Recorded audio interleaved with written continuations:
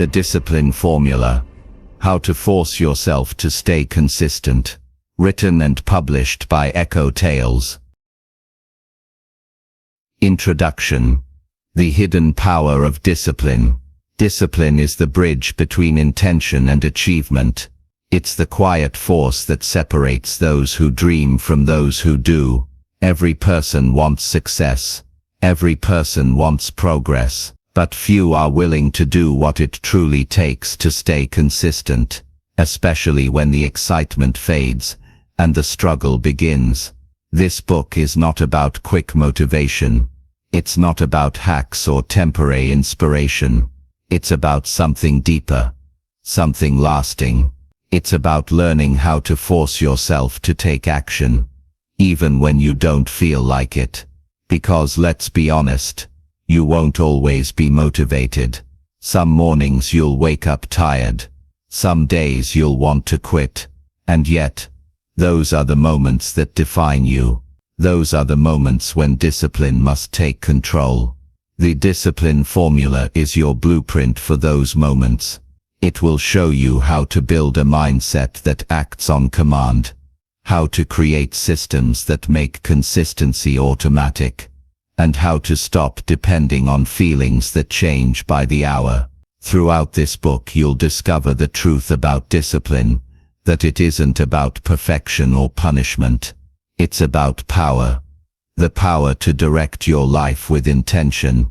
The power to keep promises to yourself, even when it's hard. Each chapter is designed to be clear, practical and actionable. You'll learn how to turn effort into habit, how to turn pressure into strength, and how to turn consistency into a way of life.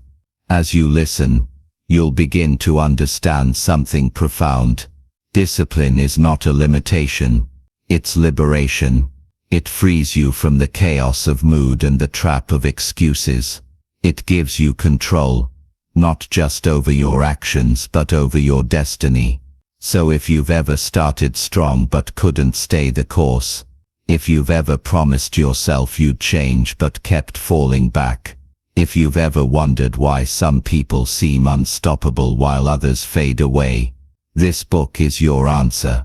The Discipline Formula will teach you how to push through resistance, silence doubt and build the inner strength to stay consistent, no matter what. Because success doesn't come to the most talented. It comes to the most disciplined. Welcome to the Discipline Formula. Let's begin. Chapter 1. The Truth About Consistency. Everyone wants to be consistent. We say it often. I just need to be more consistent. But few people stop to ask what that truly means. Consistency is not about doing something perfectly every day. It's about doing what matters most, even when life isn't perfect. It's not a straight line. It's a rhythm, a steady beat that carries you forward through both the calm and the storm. Let me tell you a story. Years ago, a young athlete named Daniel decided he wanted to become a professional boxer. He trained every morning before sunrise. For the first 3 months, he was unstoppable.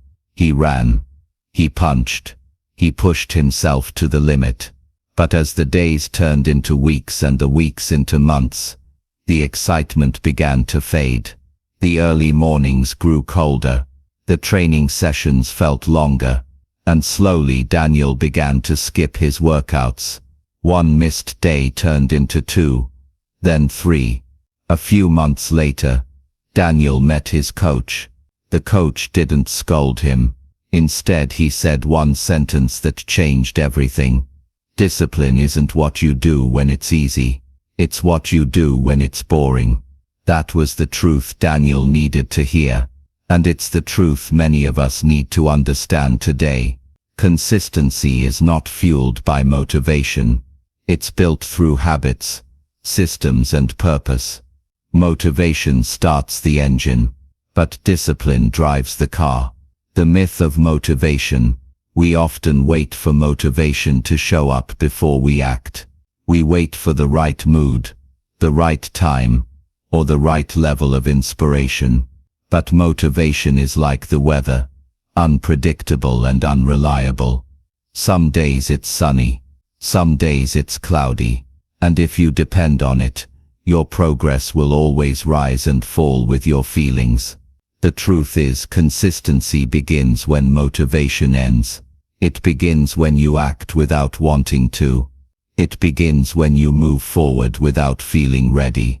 Think about brushing your teeth. You don't need motivation to do it. You simply do it because it's part of your day. It's automatic. It's a habit that protects your health. That's how consistency works.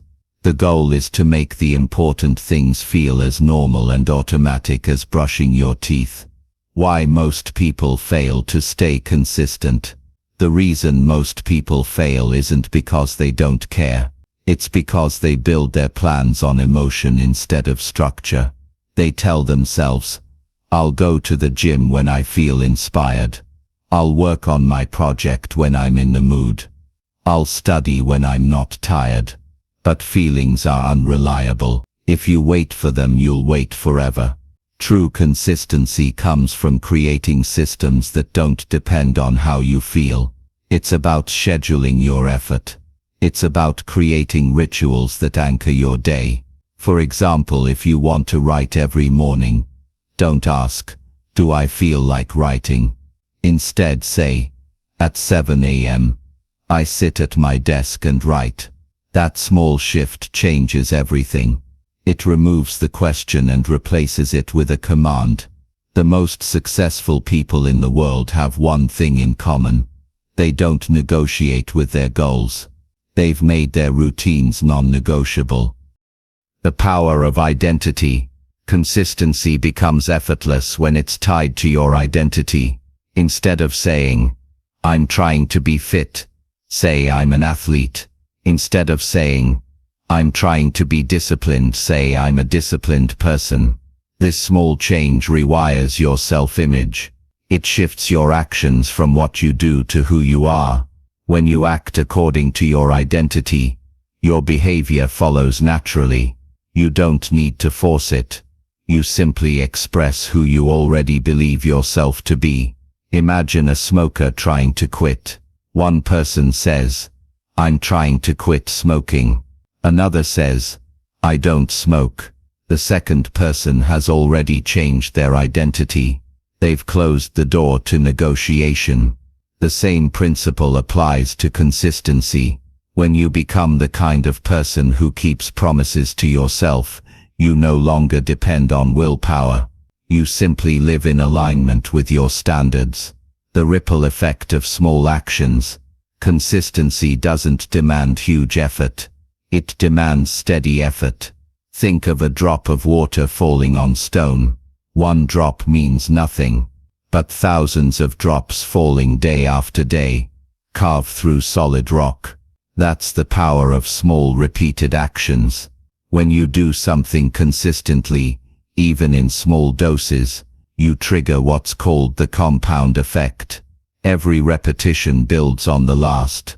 Every day adds strength to the habit. A writer who writes 1 page a day finishes a book in a year. A person who walks for 20 minutes daily stays fit for life. A business owner who makes one improvement a week builds an empire over time. Consistency turns the invisible into the inevitable. Fighting the resistance. Of course, consistency will always face resistance. There will be days when your mind tells you to skip the workout, to delay the work, to rest just for today. That voice is not the enemy. It's a test. Resistance shows up every time you try to improve. Its job is to challenge you. Your job is to act anyway. When you ignore the voice of resistance once, it weakens. When you ignore it 100 times, it disappears. The secret is to lower the barrier to action. Don't aim to be perfect. Aim to start. Tell yourself, "I'll just do 5 minutes." Often 5 minutes turns into 30. Action generates energy. Waiting drains it. Real consistency looks different. Consistency doesn't mean doing the same thing every day at the same intensity. It means showing up in whatever way you can, every day. Some days you'll give 100%, other days you'll only manage 30. That's okay. The point is, you showed up. True consistency is flexible, not rigid. It adapts without breaking. It allows for bad days but never excuses giving up. Think of it like a heartbeat. It rises and falls but it never stops. The real truth. Consistency is not glamorous. It's not exciting. It's quiet, repetitive and often boring. But it's also powerful, transformative and deeply rewarding. It's the invisible engine behind every success story you've ever heard. The athlete training before dawn. The musician practicing long after everyone has gone home. The entrepreneur building in silence before the world notices. What makes them special is not luck, talent or opportunity. It's consistency, the ability to keep going long after others have stopped. Closing thought. So what is the truth about consistency? It's this. Consistency isn't about intensity. It's about endurance. It's about showing up when it matters most. You don't have to be the fastest. You don't have to be the strongest. You just have to keep going. If you can learn to keep your promises to yourself, no matter how small, you'll unlock a power most people never discover. Because in the end, consistency is not a skill. It's a decision. And once you make that decision, your life will never be the same again. Chapter 2. Motivation is not enough. Motivation feels good. It's the spark that gets you started. It's that surge of energy when you decide to change your life, chase a dream, or take control of your future. But here's the truth. Motivation never lasts. It fades, it flickers, and it disappears. The moment life gets uncomfortable.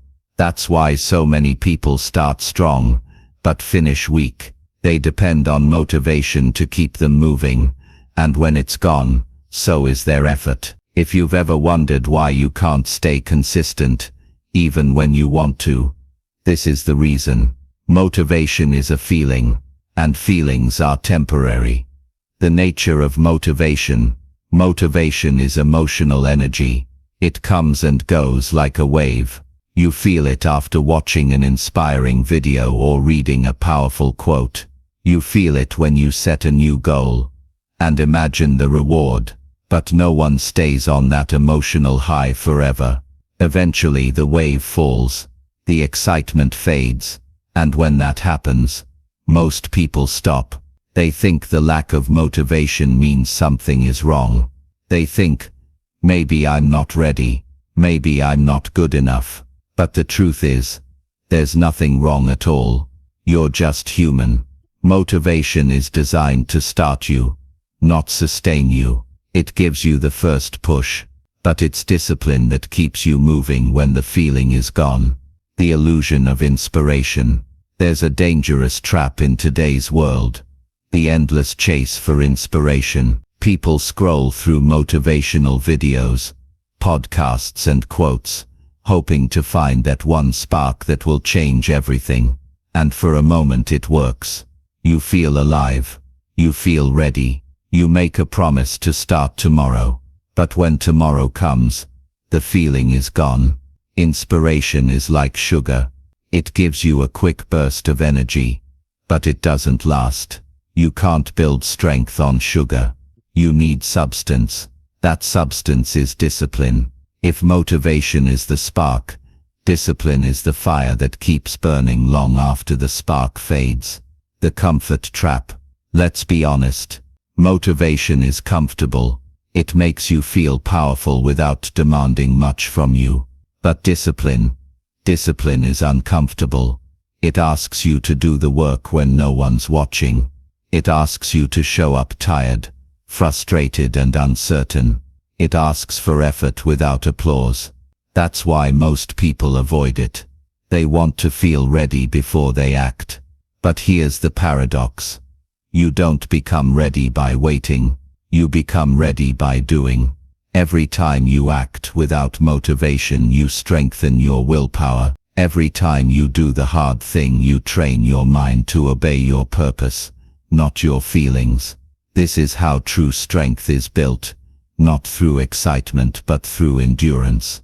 The story of the two workers. Let me tell you a simple story. Two workers were hired to dig wells. The first worker was full of enthusiasm. He worked fast. He smiled. And he talked about how great the job was. But after a few days his energy dropped. The sun got hotter. The ground got harder. And soon he stopped showing up. The second worker was different. He didn't look excited. He didn't talk much. But every day he showed up, picked up his shovel and dug a little deeper. A month later, the first worker had quit. The second worker hit water. That's the difference between motivation and discipline. One starts fast, the other finishes strong. Why discipline outlasts motivation? Discipline doesn't rely on emotion. It's a system, a set of actions repeated until they become identity. When you rely on motivation, you need to feel good to act. When you rely on discipline, you act whether you feel good or not. That's the secret. The world's most successful people understand. They don't wait to want to do it. They just do it. Athletes train when they're tired. Writers write when they're uninspired. Entrepreneurs work when the excitement is gone. They know that action creates emotion, not the other way around. When you take action first, your brain follows. You begin to feel better, because you moved, not before. How to stop depending on motivation. If you want to break free from the motivation trap, here's how you do it. Step 1. Expect the dip. Know that motivation will fade. Don't be surprised by it. Expect it. Prepare for it. Step 2. Build routines. Create structure around your goals. Choose specific times and stick to them. Routines make action automatic. Step 3. Focus on process, not emotion. Instead of asking, "Do I feel like doing this?" ask, "What's the next step?" This shift keeps you grounded in action, not feeling. Step 4. Reward consistency, not perfection. Don't chase perfect days. Celebrate consistent effort. Even showing up halfway is better than quitting entirely. Step 5. Remember your why. Motivation fades when meaning is lost. Keep your deeper reason close. The reason you started. The person you want to become. The life you want to live. Purpose fuels persistence. The science behind it. Psychologists call this the motivation loop. It starts with desire, leads to action, and ends in reward. But most people stop after desire. They never take the action that creates the reward. So they never complete the loop. Discipline closes that loop. When you act, even without feeling motivated, your brain releases dopamine after completing a task. That's the real fuel, not the inspiration before action, but the satisfaction after. That's why doing the work consistently actually creates more motivation over time. Action builds emotion. Effort builds energy. When the feeling fades, there will always be days when the feeling disappears. Days when you question your purpose. Days when your body says no, but your goal says yes. Those are the days that count the most. Those are the days that define your future. Anyone can move forward when they're excited, but the disciplined keep moving when it's hard. That's when you prove to yourself who you really are. Not during the easy times, but during the struggle. Because motivation might start your journey, but discipline will finish it. Closing thought. Motivation is a visitor. It knocks on your door, but it never stays. Discipline is the homeowner. It lives there. It takes responsibility. It builds the house brick by brick. Don't chase the feeling. Build the foundation. Don't wait for the mood. Create the movement. When you master this, you'll no longer be controlled by how you feel. You'll move forward no matter what. And that's when life begins to change. Quietly, powerfully and permanently. Because success doesn't belong to the most motivated. It belongs to the most disciplined. Chapter 3. The Discipline Formula. Every strong structure needs a blueprint. Every success story has a formula behind it. Discipline is no different. It's not a mystery. It's not something you either have or don't. It's a formula. One that anyone can learn, practice and master. In this chapter, we're going to break down the discipline formula, the 3 essential parts that create consistency and long-term control: decision, structure, repetition. If you understand these 3, you can build discipline in any area of your life: fitness, work, habits, or mindset. They are simple, but powerful. They work quietly, and they work every time. Part 1. Decision. The first commitment. Every act of discipline begins with a decision, a clear, final decision. Most people think they've decided when they say, "I want to change," but wanting is not deciding. A real decision cuts off all other options. The word decide comes from the Latin root decider, meaning to cut off. When you decide, you cut off every path except the one that leads to your goal. That's where most people fail. Not because they're weak, but because they never truly decided. They left the back door open. They told themselves, "I'll try," and try is just a softer word for maybe. A true decision sounds like this: I will do it. I will not quit. I will become this person, no matter how long it takes. When you make a decision like that, something shifts inside you. You stop negotiating. You stop looking for motivation. You stop questioning whether it's possible. From that moment, the question changes from "can I" to "how will I?" That's the power of decision. It transforms hesitation into direction. Let me give you an example. A man once decided to lose 100 pounds. He tried every diet before, keto, fasting, shakes, and failed each time. One day, standing in front of a mirror, he said out loud, "I'm done living like this." That was his moment of decision. He didn't wait for motivation. He made the choice once, and never again. From that day on, his only task was to follow the path he had already chosen. Set how discipline begins, with one powerful, irreversible choice. Part 2. Structure. The hidden engine. Decision gives you direction. Structure keeps you on course. Without structure, even the strongest willpower eventually breaks.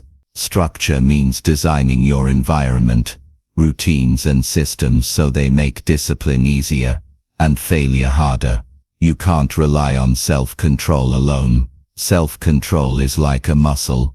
It gets tired, but structure removes the need for constant effort. For example, if you want to eat healthy, don't keep junk food in the house. If you want to study every morning, set your books on the desk the night before. If you want to write daily, create a schedule, same time, same place. Structure builds consistency because it reduces friction. You no longer need to decide every time. You just follow the system. Think of pilots. Every flight follows a checklist. They don't rely on memory or motivation. They follow structure because it keeps them safe and effective. The same applies to your goals. Create checklists, habits, and routines that guide your day. One of the most disciplined people I know once said, "I don't trust motivation, I trust my calendar."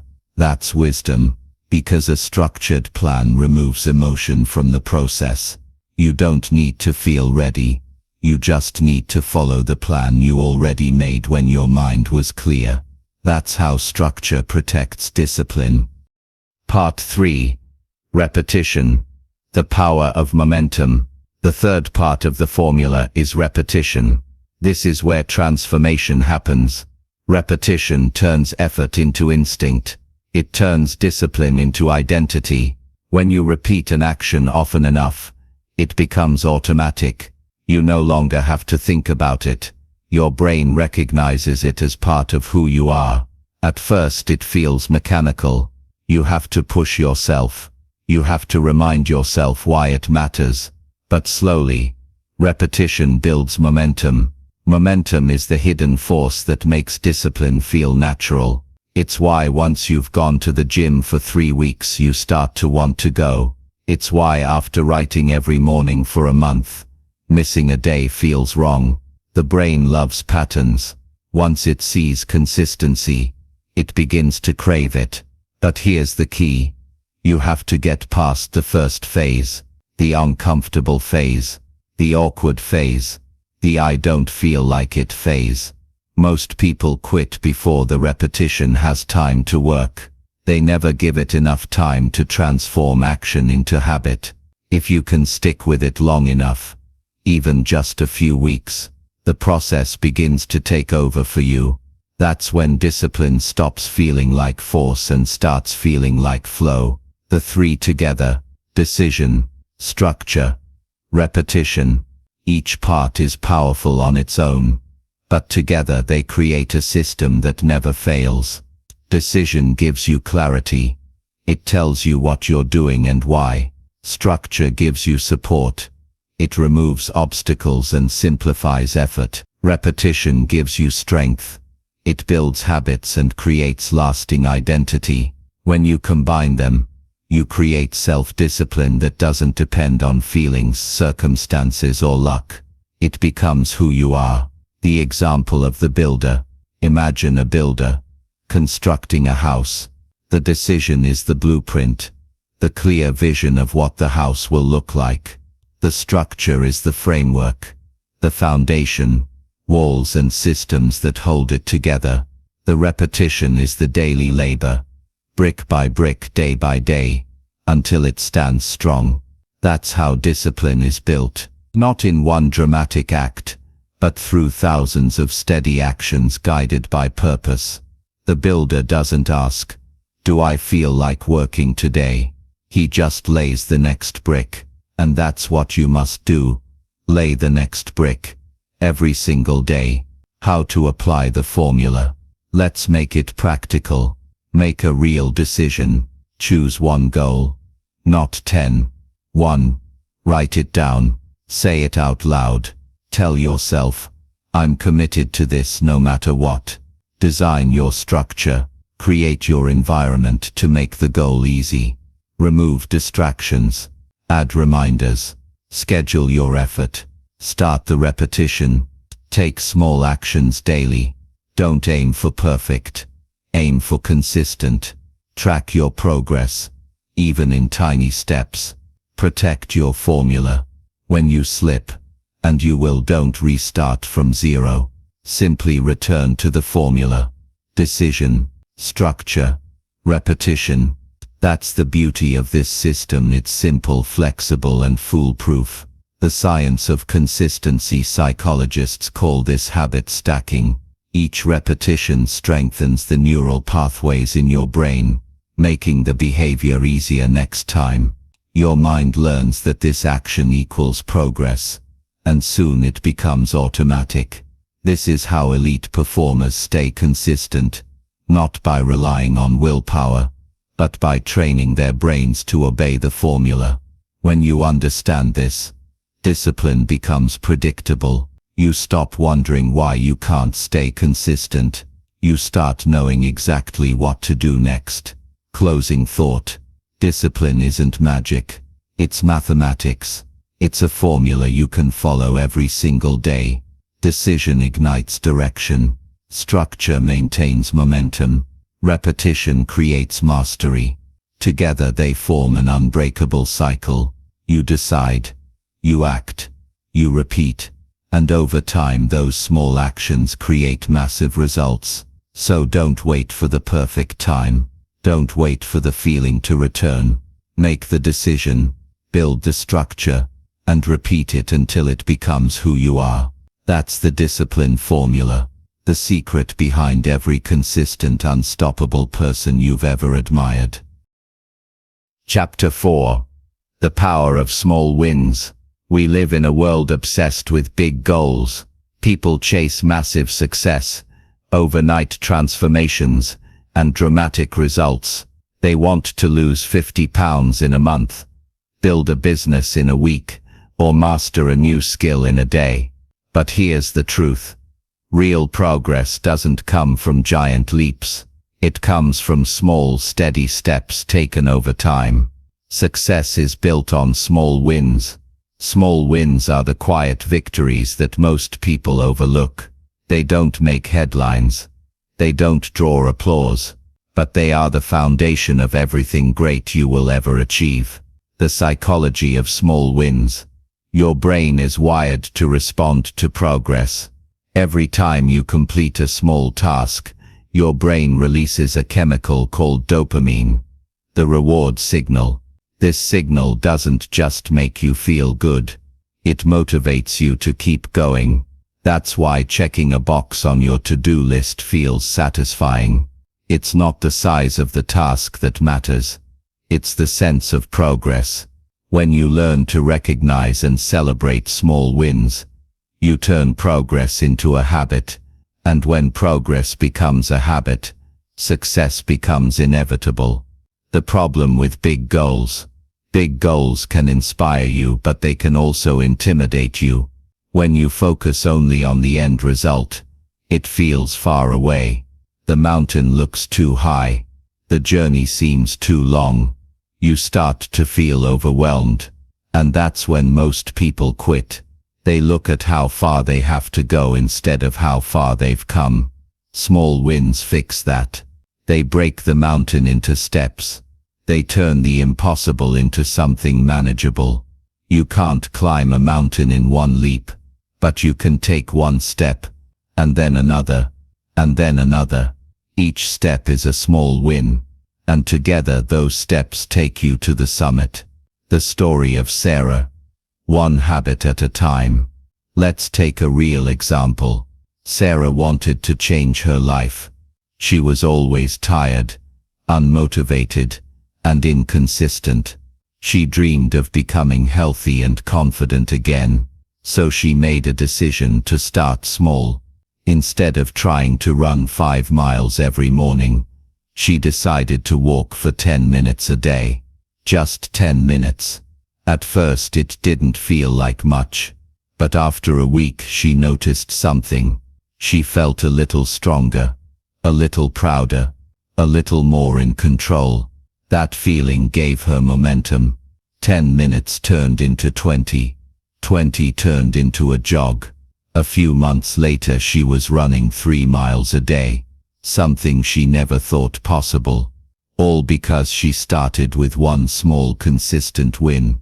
Her life didn't change overnight. It changed one day at a time. That's the power of small wins. They transform your self-image. They teach your mind to believe, I can do this. Momentum over motivation. Small wins build momentum. And momentum is stronger than motivation. Motivation fades. Momentum grows. Each small action adds weight to your progress. It creates a rhythm that becomes hard to stop. Think of a train. When it first starts moving, it's slow, heavy, hard to push forward. But once it's in motion, it takes incredible force to stop it. Your habits work the same way. Small wins create momentum, and momentum creates consistency. That's why you should never underestimate even the smallest victory. One healthy meal, one page written, one extra repetition at the gym, one deep breath instead of giving up. Each small win builds the next. Redefining success. We've been taught that success means big milestones, promotions, trophies, achievements. But success is not just the result. It's the repetition of right actions over time. When you focus only on the finish line, you miss the power of the present moment. But when you focus on progress, you win every day. Here's a truth that changes lives. You don't need massive motivation to succeed. You need a pattern of small wins that move you forward, one step at a time. That's how champions are made. The compounding effect. Small wins compound like interest in a bank.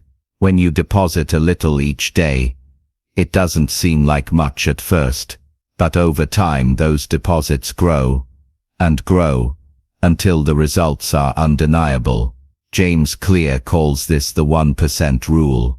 If you improve by just 1% every day, by the end of the year, you're not 365% better, you're 37 times better. That's the power of consistency combined with small wins. The results sneak up on you. At first no one notices. Then suddenly, everyone wonders how you changed so fast. The truth is, it wasn't fast, it was consistent. Turning small wins into a system. Now let's make this practical. How can you use small wins to stay disciplined every day? Step 1. Start tiny. Choose a goal so small, it's impossible to fail. Want to read more? Start with 1 page a day. Want to exercise? Start with 5 minutes. The key is to start. Step 2. Track your progress. Keep a simple record of your actions. Seeing your streak grow builds pride and momentum. It reminds your brain that progress is happening. Step 3. Celebrate every win. Reward yourself for following through. It doesn't have to be big.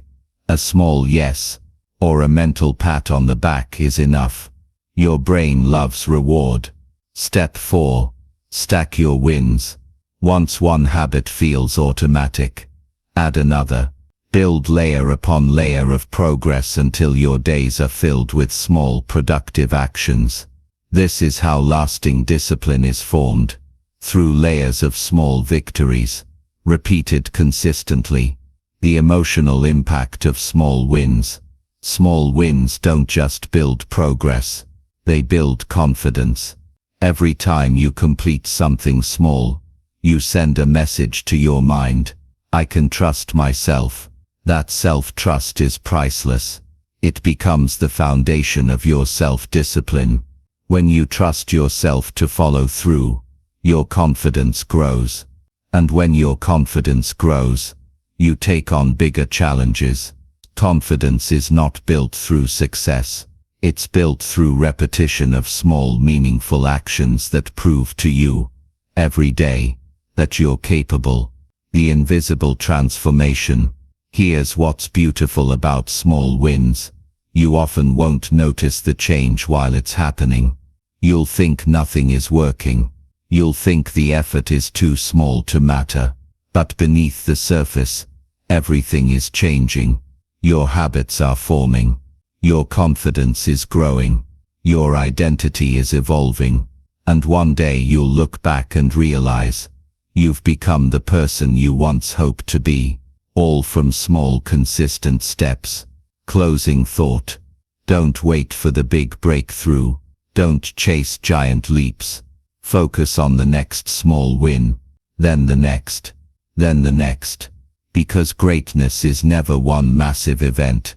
It's a collection of small victories that compound over time. Every great athlete, artist or entrepreneur started the same way. One step, one action, one small win at a time. So today don't aim for perfect. Aim for progress. Because every time you win the small battles you're already winning the war. That's the power of small wins. The quiet force that turns effort into excellence and consistency into success. Chapter 5. How to build daily systems. Discipline doesn't survive on willpower alone. Willpower fades. Motivation fades, but systems endure. A daily system is the backbone of consistency. It's the invisible structure that keeps you moving when emotion, energy, and excitement disappear. If you've ever wondered how some people seem effortlessly disciplined, how they stay on track day after day without losing focus, the answer is simple. They don't depend on how they feel. They depend on their system. In this chapter, we'll explore how to build daily systems that make discipline automatic. Systems that remove the chaos from your routine. Systems that make doing the right thing easier than doing nothing at all. Why systems beat willpower. Let's start with a truth many people don't want to hear. Willpower is weak. It's like a battery. You can use it, but it drains fast. If you rely on willpower to make every decision, you'll burn out before the day ends. That's why successful people design their days in advance. They don't wake up and hope to make good choices. They create systems that force those good choices to happen naturally. A system takes the decision out of your hands. It builds a predictable rhythm into your life. When you have a strong system, you don't waste energy deciding what to do next. You just follow the plan. And that consistency, over time, becomes unstoppable. What exactly is a system? A system is a set of habits, routines, and environments that work together to support your goal. Think of it like this. Your goal is the destination. Your system is the vehicle that takes you there. For example, if your goal is to get fit, your system might be wake up at 6 a.m., drink water, put on workout clothes and go to the gym. Same time, every day. No debate, no delay. If your goal is to grow your business, your system might be write for 1 hour each morning, review your metrics every Friday, and make one new connection daily. The goal gives direction. The system provides motion. Without a system, even the best goals fall apart. The power of routine. Your routine is where systems become reality. A routine is simply a pattern of actions repeated until they feel automatic. Routines reduce mental friction. They help you transition smoothly from one part of your day to the next, without wasting energy thinking, what should I do now? That's why many top performers, athletes, writers, entrepreneurs, live by simple, repeatable routines. They know that freedom isn't found in doing whatever you want. Freedom is found in doing what works consistently. When you build a strong daily routine, you free your mind from decision fatigue. Your focus becomes sharper. Your energy lasts longer. And that's what discipline truly looks like. Calm, consistent control. The story of the morning system. Let me share a short story. A man named David struggled for years with productivity. He wanted to write a book, but he could never find the time or focus. Every day he told himself, tomorrow I'll start. Then one day he created a system. He decided he would wake up, drink a glass of water, make coffee, and write for 30 minutes before doing anything else. No phone, no email, no distractions. At first it was hard, but after a few weeks something shifted. He no longer had to force himself. He didn't need motivation or reminders. The system took over. 1 year later, David finished his first book, something he had dreamed about for a decade. He didn't rely on inspiration. He relied on his system. How to build your own daily system. Let's break this down step by step. Step 1. Identify what matters most. You can't build a system around everything. Pick 1 or 2 key goals that will make the biggest difference in your life. Ask yourself, if I stayed consistent in only one area, which one would change my life the most? Step 2. Define the key action. What single action moves that goal forward? If it's fitness, maybe it's working out. If it's writing, maybe it's sitting down at your desk. If it's financial freedom, maybe it's reviewing your spending daily. Clarity is power. Step 3. Attach it to a trigger. Your brain loves patterns. So connect your action to something you already do, like waking up, making coffee, or finishing lunch. For example, after I brush my teeth, I'll meditate for 5 minutes. Step 4. Simplify the process. The easier it is to start, the more likely you'll do it. Remove unnecessary steps. Prepare in advance. Want to work out in the morning? Lay out your clothes the night before. Step 5. Track and adjust. Keep a simple record. Check marks on a calendar, a note in your phone, or a daily journal. Tracking your system reinforces progress and helps you see patterns. Remember, systems are living things. They evolve. Adjust them as your life changes. The goal isn't perfection. The goal is consistency. The role of environment. Your environment is part of your system, and it's more powerful than most people realize. Your surroundings constantly influence your behavior. If your desk is cluttered, your mind will be too. If your phone is full of distractions, your focus will scatter. The key is to design your environment, to make good habits easier and bad habits harder. Here's how. Keep what you need visible. Hide what tempts you. Create a physical space that reflects your priorities.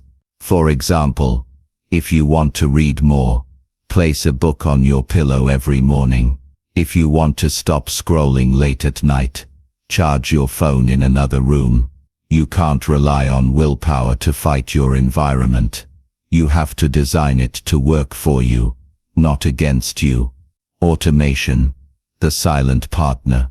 Automation is a powerful extension of systems. It's about using tools and reminders to reduce mental effort.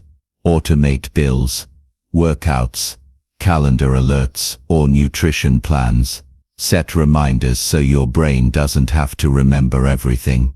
The less you think about when to act, the more energy you have to focus on how well you act.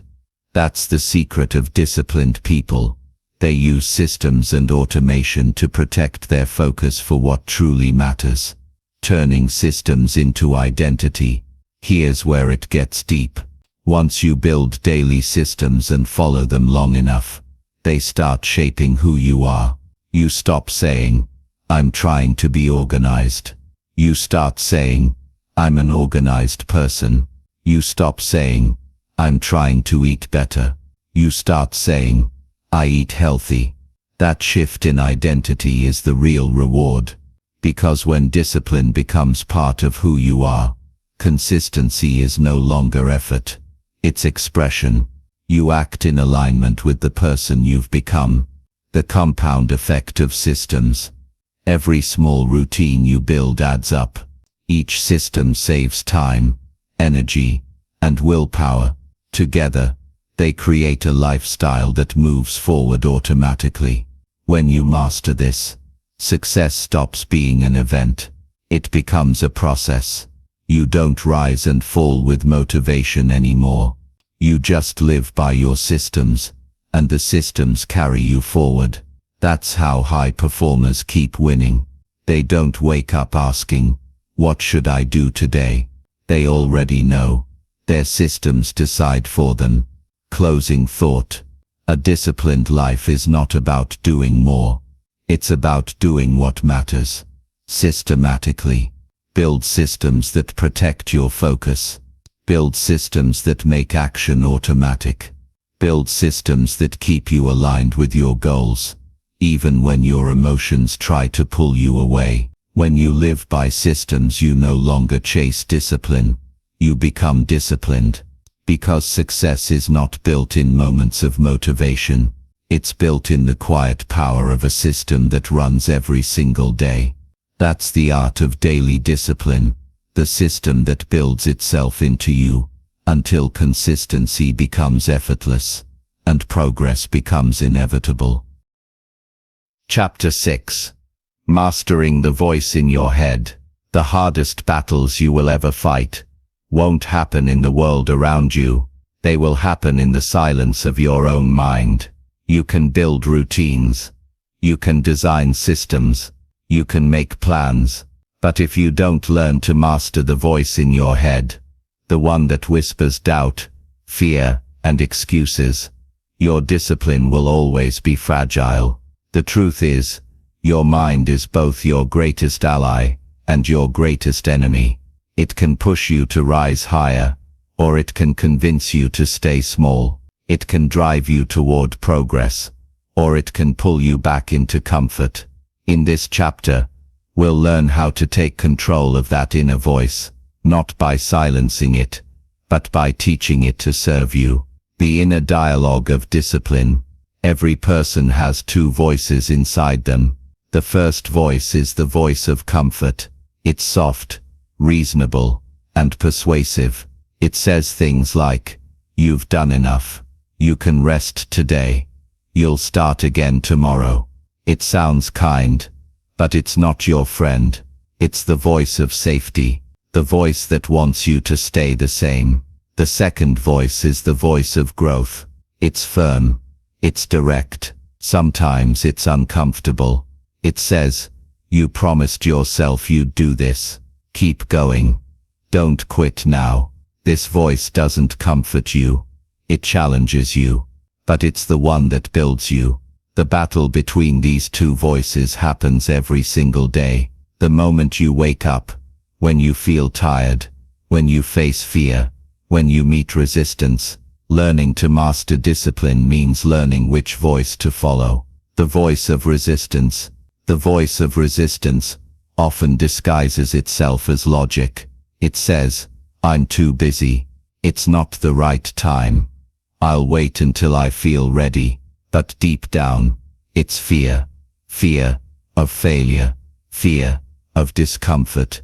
Fear of change. The mind will create any excuse to protect you from discomfort. It's not evil. It's survival. Your brain is wired to keep you safe, not successful. Discipline requires you to rewrite that programming. You have to teach your mind that discomfort is not danger. It's growth. Every time you act, despite resistance, you train your brain to obey your purpose instead of your fear. That's how you start to master the voice in your head. The story of the two wolves. There's an old story about a wise man who told his grandson, "There are two wolves inside every person. One is lazy, weak, and fearful. The other is strong, disciplined, and determined, and they are always fighting." The boy asked, "Which one wins?" The wise man said, "The one you feed. Every thought you entertain is food for one of those wolves. When you feed fear, doubt, and procrastination, they grow stronger. When you feed courage, persistence, and action, they take control. The voice you listen to most becomes the loudest, and eventually it becomes the truth you live by." Awareness, the first step to mastery. You can't control a voice you don't recognize. So the first step to mastering your inner dialogue is awareness. Start listening to your thoughts. Notice how you speak to yourself when you're tired, stressed, or uncertain. Do you encourage yourself or criticize yourself? Do you make excuses or make progress? The goal is not to eliminate the negative voice. It will always be there. The goal is to recognize it early and choose not to obey it. When that voice says, "Skip today," you pause and say, "No, I keep my promises."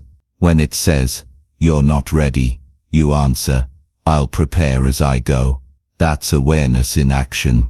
The moment you stop reacting and start leading your thoughts, reframing the inner conversation, your mind listens to everything you say, and it believes it. So the words you use matter. If you constantly tell yourself, "I can't," "I'm lazy," or "I always mess up," you're programming your brain to fail. But when you reframe your inner dialogue, you reshape your identity. Here's how it works. Instead of saying I have to do this, say I get to do this. Instead of saying I'm not good at this, say I'm learning how to get better. Instead of saying this is hard, say this is helping me grow stronger. Small changes in language create big changes in mindset, because your words are not just reflections, they are instructions. They tell your mind what reality to create. Building mental discipline. Mental discipline means controlling your attention, your emotions, and your reactions. It doesn't mean ignoring negativity, it means mastering it. When negative thoughts appear, don't fight them. Observe them. Label them for what they are. Thoughts, not facts. For example, when your mind says, "You're not good enough," don't argue. Just respond. That's a thought, not a truth. And then act anyway. Action is the cure for doubt. Movement silences fear. Each time you take action in the face of hesitation, you teach your mind that your voice, your conscious, disciplined self, is in control. That's how inner strength is built. Not by trying to stop the noise, but by choosing which voice leads. The story of the runner. A marathon runner once said, "The real race starts at mile 20. Before that point, the body feels strong, the mind feels clear. But after mile 20, everything hurts. The body screams to stop. The voice inside says, 'You can't do this.' And that's when the strongest runners begin to talk back. They say, 'One more step. Keep breathing. Don't quit here.' They override the noise with commands. That's what separates champions from everyone else. Not talent, not strength, but control of the voice inside their head. Creating a commanding inner voice. Your inner dialogue should sound like a leader, not a critic. Leaders don't panic when things get hard. They stay calm, clear, and focused. Start training your mind to give itself commands. Short, clear, powerful statements. For example, stand up. Begin now. Keep going. Finish strong. These phrases work because they're direct. They leave no space for negotiation. Every time you use a command, your brain learns to obey without debate. And that obedience becomes the foundation of self-control. That's how you begin to master the mind.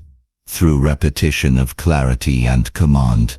When the mind turns against you, sometimes the voice in your head can become cruel. It tells you you're failing. It brings up your past mistakes. It convinces you you're not enough. When that happens, remember this. That voice is not you. It's fear pretending to be logic. You don't have to believe everything your mind says. You just have to observe, breathe and move forward anyway. Discipline isn't about feeling confident all the time. It's about taking action despite the noise. The more you practice this, the quieter the negativity becomes. Eventually, your inner voice starts to change. It becomes wiser, kinder, stronger. Mastery, through self-respect. The most powerful way to change the voice in your head is to earn your own respect. Every time you keep a promise to yourself, your mind learns to trust you. Every time you show up when you don't feel like it, your self-belief grows. Confidence doesn't come from telling yourself you're great. It comes from proving it to yourself through consistent action. When you respect yourself, the voice inside no longer criticizes you. It encourages you. It becomes your ally, your coach, your companion on the path to success. Closing thought. The voice in your head will always be there. You can't turn it off, but you can train it. You can guide it. You can make it your strength. Mastering the mind doesn't mean eliminating doubt. It means acting with courage, even when doubt speaks. So the next time that voice whispers, you can't whisper back, "Watch me," because once you master the voice in your head, you master your destiny. That's the quiet power of mental discipline, the inner strength to command your thoughts, to choose your focus, and to stay consistent no matter what your mind says. Chapter 7. The Art of Doing It Anyway. There will come a day when you don't want to do it. Not just one day. Many days. Days when the alarm feels heavier than usual. Days when your energy is gone. Days when your plans feel pointless. Days when everything inside you screams, "Not today." And yet, those are the days that matter most. That's where discipline is born. That's where strength is built. That's where success separates itself from excuses. Because discipline isn't about doing it when you feel good. It's about doing it anyway. The difference between feeling and doing. Most people live their lives waiting for the right feeling. They say, "I'll start when I feel ready. I'll go when I feel motivated. I'll try when I feel inspired." But waiting for the right feeling is a trap. Because feelings are unreliable. They change with the weather, the mood, and the moment. If you wait to feel ready, you'll wait forever. The secret of disciplined people is that they act independently of their emotions. They don't need to feel good to take action. They take action, and that's what makes them feel good. Action first, emotion second. That's the art of doing it anyway. The myth of the perfect moment. We all imagine a perfect moment, when we'll finally feel ready to change, to commit, to begin. But perfect moments don't exist. There is no perfect morning, no perfect mindset, no perfect timing. The right moment is always now. Every time you act despite not feeling ready, you strengthen your ability to move forward in any condition. That's how real confidence is built, through action without permission from emotion. The story of the reluctant artist. Let me tell you a short story. An artist once said, "I only paint when I'm inspired. But thankfully, I'm inspired every morning at 9 a.m. He didn't wait for inspiration to strike. He created a system that forced inspiration to appear. Some days his work was brilliant. Other days, it wasn't. But because he showed up every single day, his skill grew, his art deepened, and his success became inevitable. His secret wasn't motivation. It wasn't luck. It was his ability to do it anyway. You don't have to feel like it to produce something meaningful. You just have to show up. The resistance you feel is normal. Many people think resistance means they're failing, that something's wrong with them. But resistance is part of the process. It's built into growth. Your mind resists change because change feels unsafe. Your body resists effort because effort feels uncomfortable. But every time you push through that resistance, you're teaching yourself something powerful, that you are stronger than your feelings. You can feel tired and still move. You can feel afraid and still act. You can feel unmotivated and still win. That's the discipline of doing it anyway. Emotions are messengers, not masters. Your emotions were never meant to control you. They were meant to inform you. They tell you what's happening, but they don't tell you what to do. When you feel tired, that's your body asking for rest, not permission to quit. When you feel doubt, that's your mind testing your commitment, not giving you an excuse. Learn to listen to your emotions, but don't let them lead. You are the leader. Your purpose is the compass. Your actions are the proof.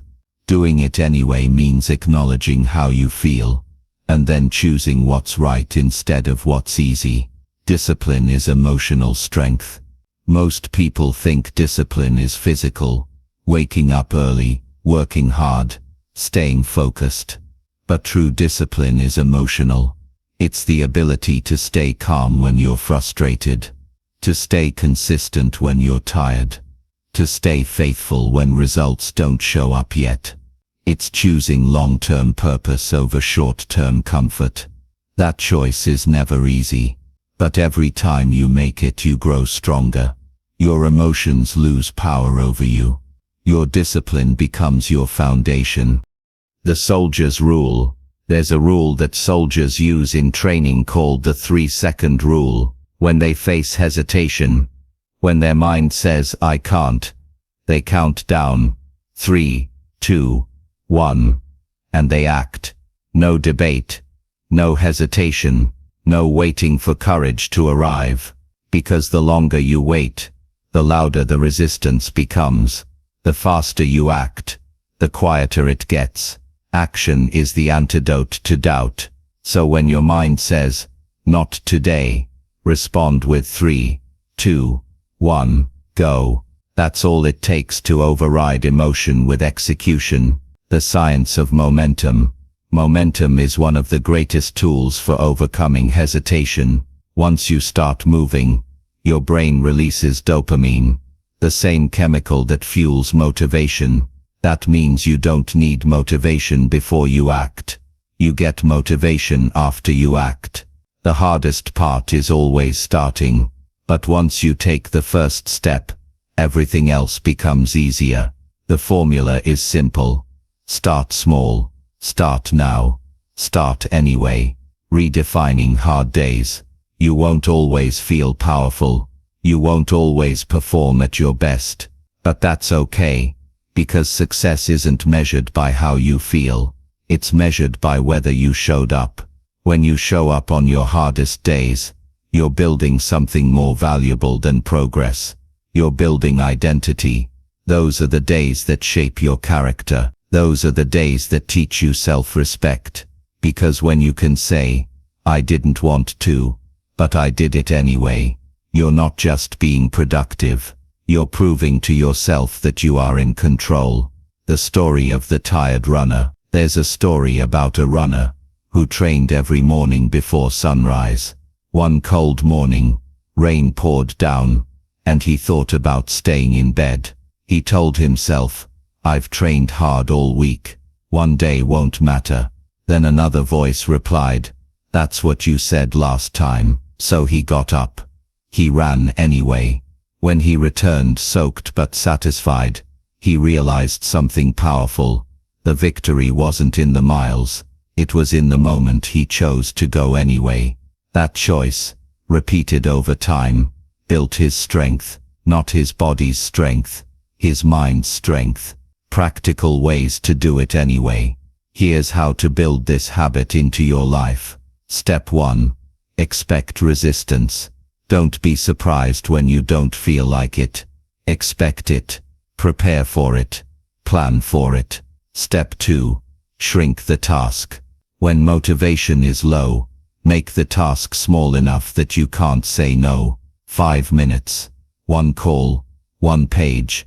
Just start. Step 3. Remove negotiation. Don't debate whether to act. Decide once, and follow that decision daily. Step 4. Reward the action. When you do it anyway, acknowledge it. Tell yourself, "That's discipline." That small reward reinforces the behavior. Step 5. Repeat until it's automatic. Over time, your brain learns the pattern. Feel resistance. Act anyway. Eventually this becomes instinct. The emotional payoff. Doing it anyway doesn't just build progress. It builds peace. Because once you learn to act regardless of emotion, life gets simpler. You stop battling yourself every morning. You stop waiting for permission to live your purpose. You stop starting over. You begin to trust yourself again. And that trust is priceless. When you trust yourself to follow through, you stop fearing hard days, because you know you can handle them. Closing thought. The art of doing it anyway is not about being fearless. It's about being faithful. Faithful to your word, your purpose, and your future. You don't need to feel ready. You don't need to feel strong. You just need to move. Because every time you act when you don't feel like it, you're rewriting your identity. You're saying, I'm the kind of person who does what needs to be done. And that's the foundation of true discipline. Not motivation, not luck, just the quiet, consistent decision to do it anyway. Chapter 8. The role of pain and discomfort. Every person chasing success will eventually meet two teachers, pain and discomfort. They don't speak softly. They don't arrive with warning, but they always bring the lessons that matter most. The truth is, growth never happens in comfort. It happens in friction, in failure, in frustration, in those moments when you want to quit but choose not to. Pain and discomfort are not signs that something is wrong. They are proof that you are moving forward. If you can learn to see them not as enemies, but as allies, you'll unlock one of the greatest powers of discipline, the ability to grow stronger through struggle. The misunderstanding about pain. Most people spend their lives avoiding pain. They treat it as something to fear, something to escape from. But avoidance has a cost. When you protect yourself from every challenge, you protect yourself from progress too. Pain is not punishment. It's information. It's feedback from life saying, you're stretching, you're expanding, you're alive.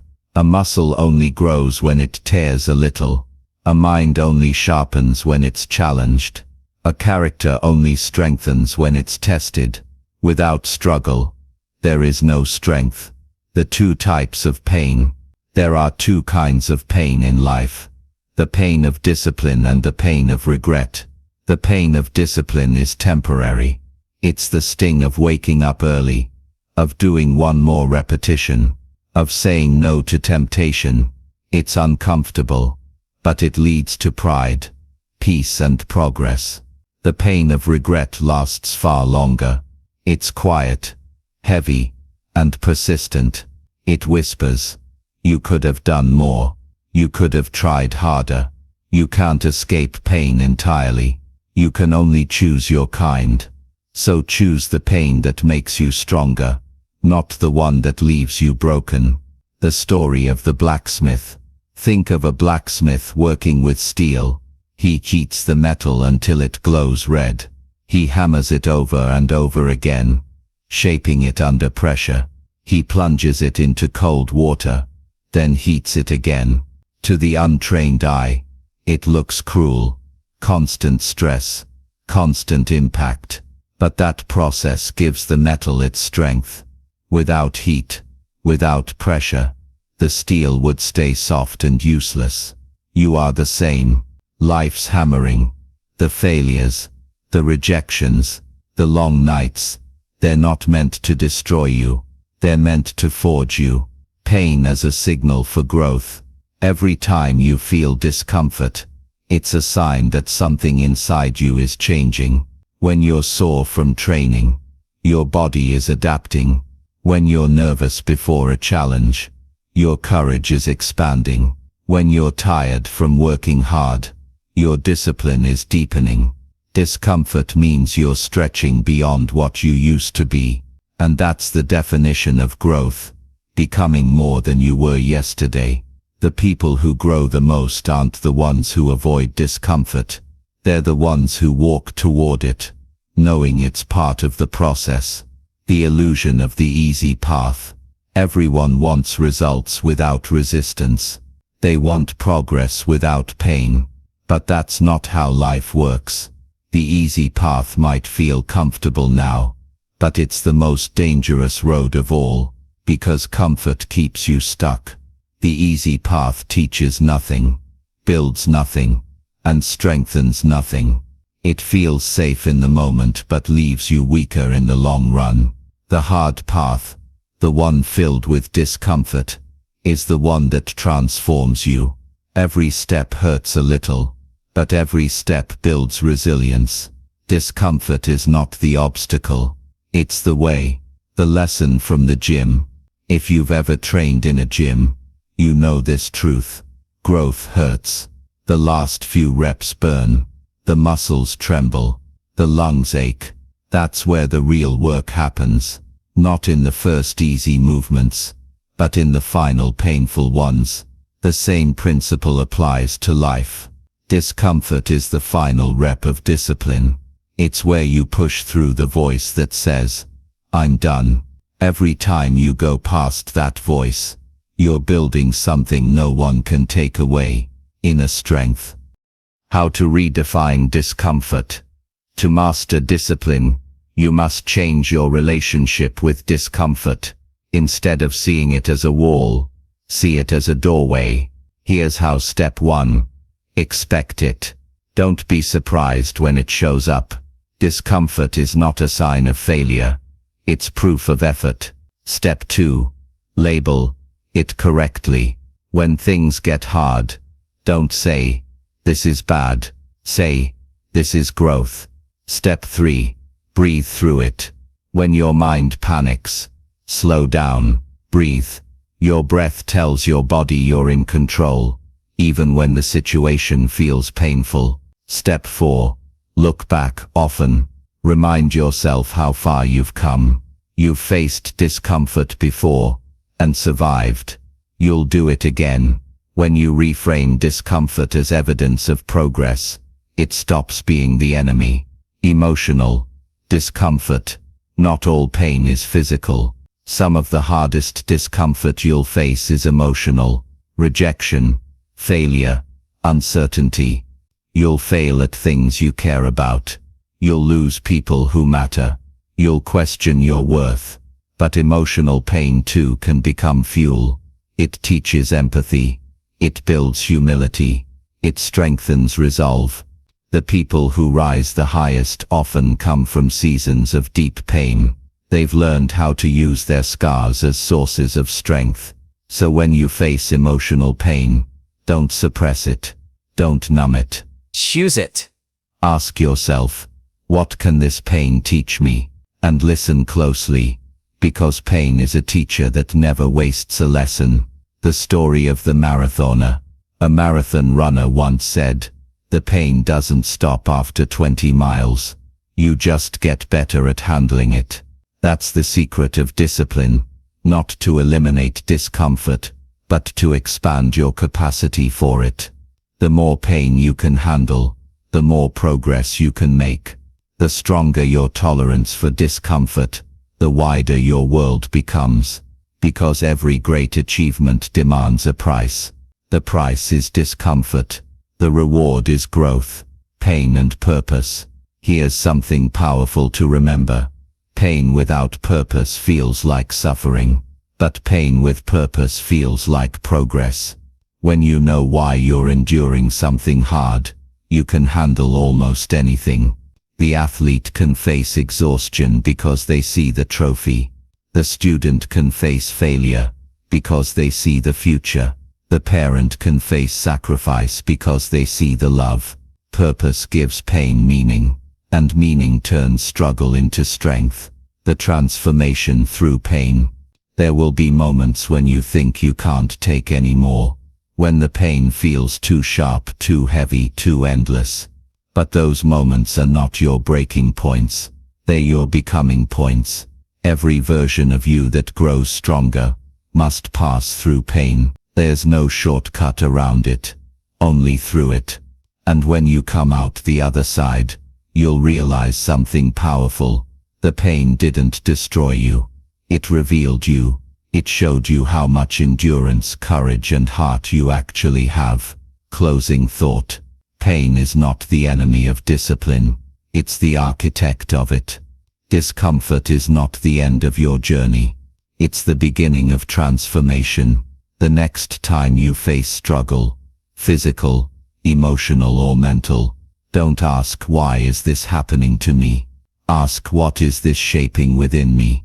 Because on the other side of pain is pride. On the other side of discomfort is growth. And on the other side of struggle is strength.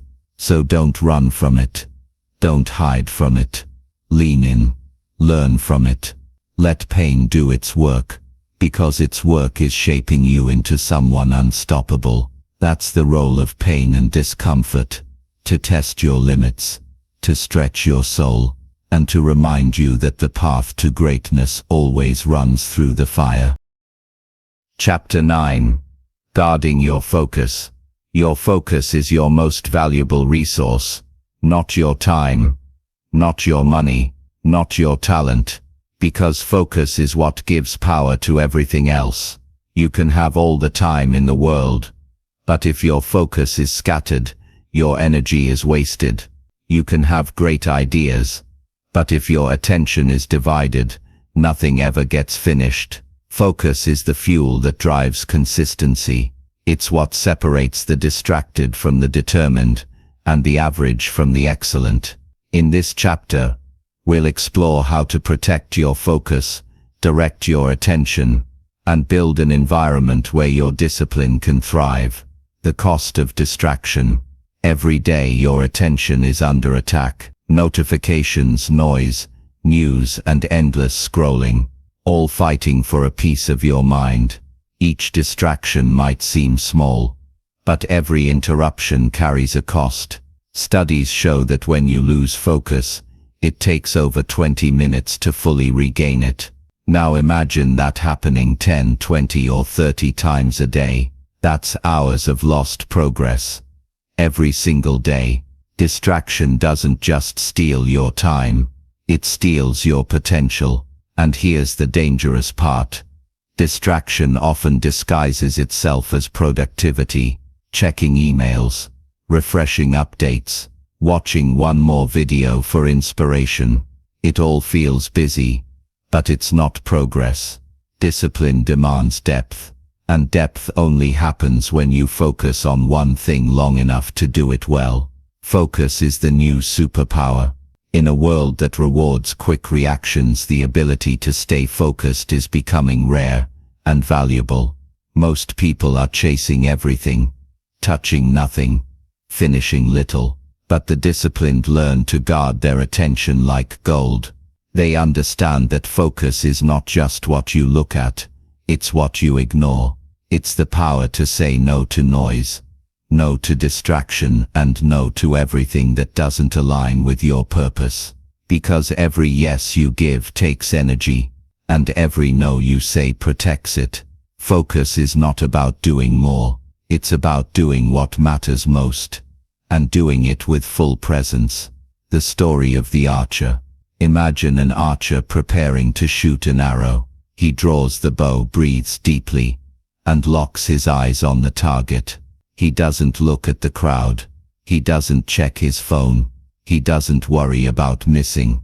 All his energy, all his attention is aimed in one direction, forward. That's how focus works. It requires total commitment to the moment you're in, because the arrow of your effort can only fly where your attention aims. If you split your focus, your aim wobbles. If you lose focus, you miss the mark. The disciplined learn to live like archers, calm, centered, deliberate. Why focus feels hard? Focus is difficult because your brain craves novelty. It's wired for curiosity and quick reward. That's why new things like notifications or short videos feel irresistible. Your brain gets a small hit of dopamine every time you check something new. But that same hit makes deep work harder. To guard your focus, you have to retrain your mind. You must replace the constant craving for new stimulation with the satisfaction of deep progress. Deep focus feels harder at first because it demands patience. But once you master it, it becomes addictive in the best way. Because nothing feels as good as finishing something that truly matters. Creating an environment of focus. Your environment shapes your attention more than your willpower does. If your phone is buzzing beside you, your mind will drift. If your workspace is cluttered, your brain will mirror that clutter. So build an environment that protects your attention. Here's how. 1. Remove temptation. Keep your phone out of reach. Turn off unnecessary notifications. What you don't see can't distract you. 2. Designate focus zones. Create a space where your brain knows it's time to work. A desk, a room, a chair. Consistency trains your mind to switch into focus mode automatically. 3. Protect your start. The first hour of your day sets the tone for the rest. Avoid social media, messages, or noise until after your most important task is done. 4. Use time blocks. Work in focused sessions, 30, 60, or 90 minutes. During that time, no distractions, no breaks, no multitasking.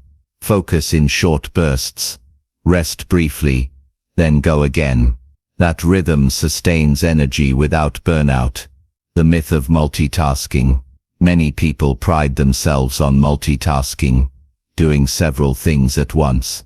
But multitasking doesn't make you efficient. It makes you scattered. You're not actually doing multiple things at once. You're switching between them quickly, losing focus each time. Your brain isn't built for multitasking. It's built for deep, single-task engagement. The best work happens when your entire mind is absorbed in one thing. That's when creativity appears. That's when mastery develops. That's when progress feels satisfying. So stop trying to do everything. Start doing one thing, fully, guarding your mental bandwidth. Your mind has limited space each day. Every thought, worry, and decision consumes that space. If you fill it with trivial things, you'll have no energy left for the things that truly matter. That's why successful people simplify their lives. Fewer decisions, fewer distractions, more clarity. They automate routines. They plan ahead. They protect their mornings and respect their mental energy. Guarding your focus isn't just about avoiding distractions. It's about managing your capacity, making sure your best hours go to your best work. The power of saying no. Every yes costs something. Time, energy, attention. Every no gives something back. Peace, clarity, freedom. Learning to say no is one of the most disciplined acts you can master. Say no to unnecessary meetings. Say no to toxic conversations. Say no to commitments that don't align with your priorities. Remember, you're not being rude. You're being responsible. You're protecting your mission. Your focus is like a flame. If you spread it too thin, it burns out. If you protect it, it becomes powerful enough to light your entire life. The story of the lighthouse. A lighthouse doesn't chase ships. It stands firm, shining in one direction, guiding everything around it. That's what focus looks like. It's not frantic. It's not busy. It's still clear and powerful. When you guard your focus, you become that lighthouse. Calm in chaos, clear in purpose, and steady no matter the storm. How to rebuild focus in a distracted world. If you've lost your focus, don't worry. It can be rebuilt, one habit at a time. Here's how. Start small. Practice focusing for 10 minutes without distraction. Slowly build up your endurance. Use the one-task rule. Choose one important thing each day and complete it fully before moving to the next. Schedule distraction time. Set aside moments to relax, scroll, or check messages. When you give distractions a place, they stop taking over the rest of your day. Reflect daily. At the end of each day, ask, what got my attention today? Did it serve my purpose or waste my time? Awareness is the first step to mastery. Think of your focus as a shield. It protects your progress from the chaos of the world. Every distraction that breaks through weakens your defense. Every act of focus strengthens it. You can't control how noisy the world gets, but you can control what gets through to you. When you guard your focus, you guard your energy, your discipline. Closing thought. Focus is not a gift. It's a discipline, one you must protect every single day. Because where your focus goes, your life follows. Guard it like treasure. Direct it with purpose. And don't let the noise of the world drown out the sound of your own progress. Every moment you choose focus over distraction, you're declaring to yourself, I know what matters most. That's how consistency is built. That's how greatness is achieved. So sharpen your mind. Silence the noise. Guard your focus, and the rest will fall into place. Chapter 10. The Accountability Advantage. Discipline is powerful when it's personal, but it becomes unstoppable when it's shared. No one builds greatness alone. Behind every strong individual is a network of accountability, people, systems and structures that keep them on course when motivation fades. Accountability doesn't mean weakness. It means wisdom. It means understanding that we all have blind spots, moments of doubt, and days when we need a reminder of who we said we'd be. If you've ever struggled to stay consistent, accountability may be the missing piece, because no matter how strong you think you are, there will always come a moment when you need someone or something to pull you back to your purpose. This chapter is about how to build that support, and how to use accountability as a force multiplier for your discipline. The truth about accountability. Accountability is not about control. It's about clarity. It keeps you honest when your emotions try to negotiate. It reminds you of your standards when comfort tries to lower them. It makes your goals visible, not just to you but to the world around you. When you know someone is watching, even quietly, you perform differently. You become more consistent, more focused, more intentional. That's the psychology of accountability. It adds weight to your word, and when your word carries weight, your discipline deepens. Why we need it. You can't see yourself clearly when you're inside your own patterns. We all rationalize. We all make excuses. We all tell ourselves, I'll do it later, knowing deep down we won't. Accountability interrupts that loop. It brings awareness back to your actions. It forces you to measure your promises instead of merely making them. The truth is, you can't trust motivation, but you can trust accountability. It doesn't care how you feel. It reflects what you've done, and that reflection, that mirror, is what keeps your discipline alive. The story of the climber. There's a story about two mountain climbers. They started the same trail, aiming for the same peak. One climbed alone, the other climbed with a partner. Halfway up, the solo climber hit a storm. Exhausted and cold, he turned back, but the pair kept moving. They took turns leading, encouraged each other, and shared the load. Hours later, they reached the summit. That's the power of accountability. It doesn't remove the mountain. It just gives you someone to climb with when the wind gets strong. The three forms of accountability. Accountability can take many forms, but the strongest comes from three levels: people, systems, and purpose. Let's explore each one.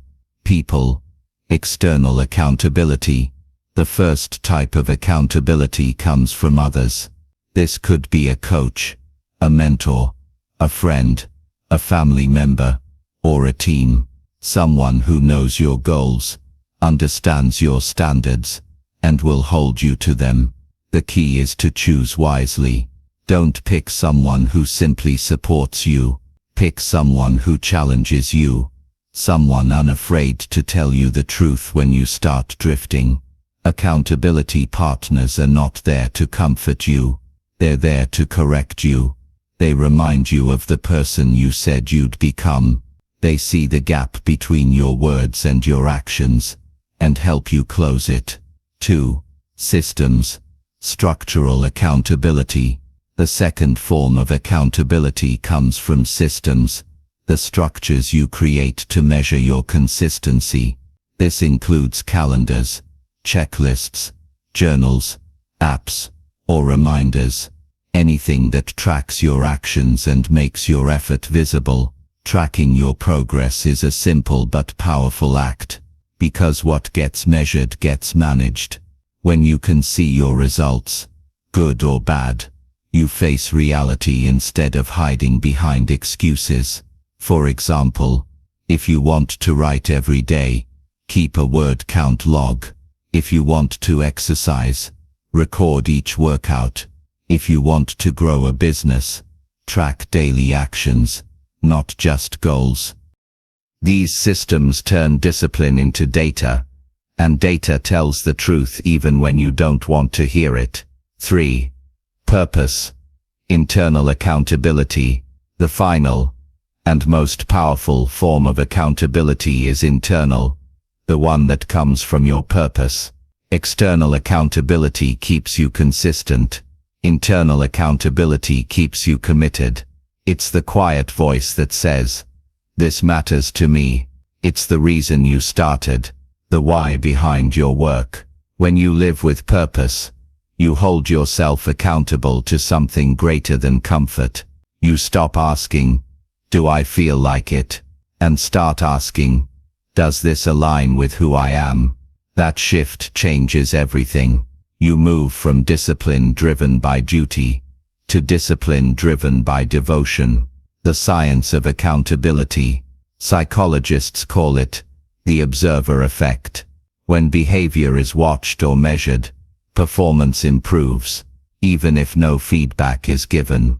It's the same reason people exercise harder in a gym than they do alone, or why students perform better when they know their progress will be reviewed. Accountability adds pressure, and the right kind of pressure creates excellence. The key is balance. Too much pressure creates fear. Too little creates laziness. The right amount creates growth. Find that middle ground. Enough accountability to keep you moving, but not so much that you lose joy in the process. How to build an accountability system. Let's make this practical. Step 1. Declare your goal publicly. Tell someone what you're working toward. Saying it out loud turns intention into commitment. Step 2. Choose your partner or platform. Pick someone or something that will hold you accountable. A friend, a group, or even a journal you update daily. Step 3. Set checkpoints. Don't wait until the end to measure progress. Create milestones along the way. Step 4. Review regularly. Weekly or monthly, review what's working and what's not. Adjust your system but never abandon it. Step 5. Reward integrity, not perfection. Accountability isn't about punishing failure. It's about honoring effort. If you stayed true to your word, celebrate that. If you slipped, learn and move forward. Accountability should inspire, not shame. It's about progress, not punishment. The hidden benefit. Shared strength. There's a quiet strength that comes from knowing you're not walking alone. Accountability connects you to something larger than your struggle. When you're tired, someone can remind you of your strength. When you lose sight, your system brings you back. When your emotions waver, your purpose steadies you. Accountability transforms discipline from a lonely grind into a shared mission. The story of the Promise Keeper. There's a story of a man who wore a small band on his wrist engraved with the words, "Keep the promise." Every time he looked at it, he remembered what he'd committed to, his goals, his family, his future. That tiny reminder kept him accountable to himself. Because sometimes the most powerful accountability isn't another person, it's a promise you refuse to break. You can build your own version of that. A symbol, a mantra, a reminder that connects you to your word. When you carry that reminder with you, discipline stops being a chore. It becomes a reflection of who you are. Accountability and humility. It takes humility to admit you need accountability. Ego says, I can do it alone. Wisdom says, I'll do it better with support. The most disciplined people are not the most independent. They're the most self-aware. They know that growth thrives in transparency. When you open yourself to accountability, you're not showing weakness. You're showing commitment. You're saying, I care about this goal enough to be held to it. That's not dependency. That's discipline at its highest level. Closing thought. Accountability is the bridge between intention and integrity. It keeps you honest, consistent and aligned with your purpose. You can't always trust your mood. You can't always trust your motivation. But you can always trust a system of accountability.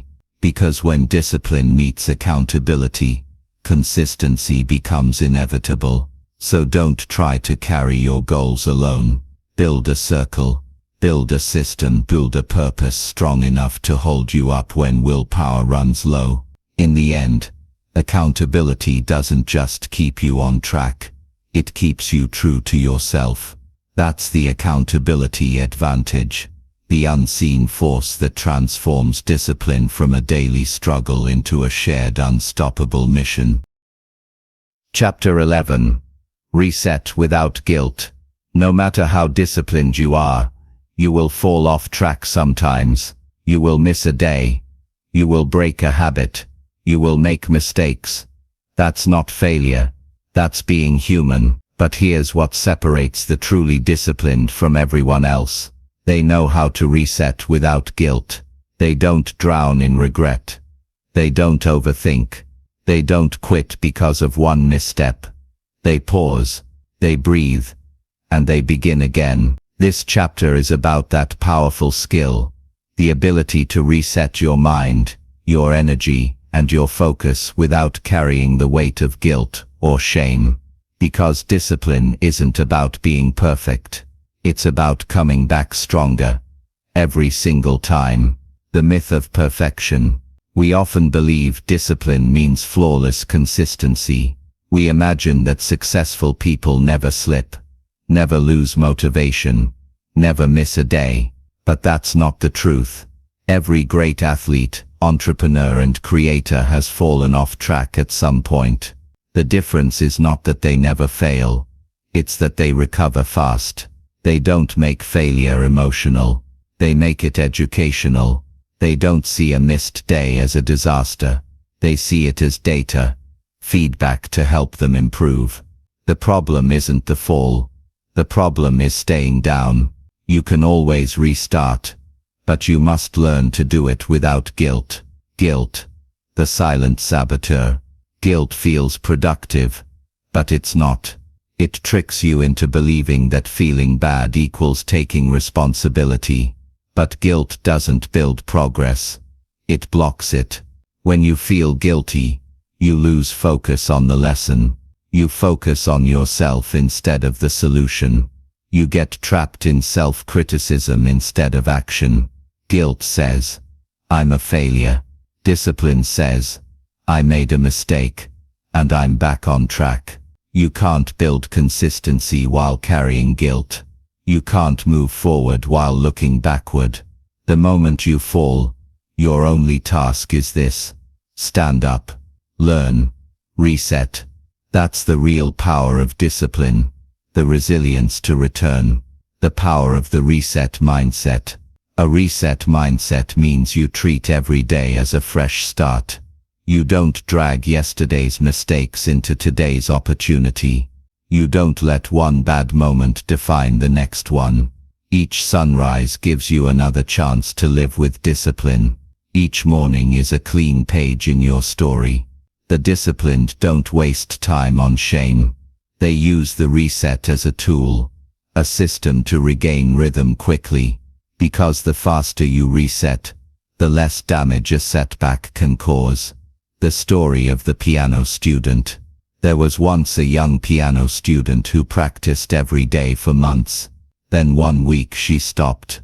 Life got busy. Motivation faded. When she returned to her teacher, she felt ashamed. She said, "I ruined my progress."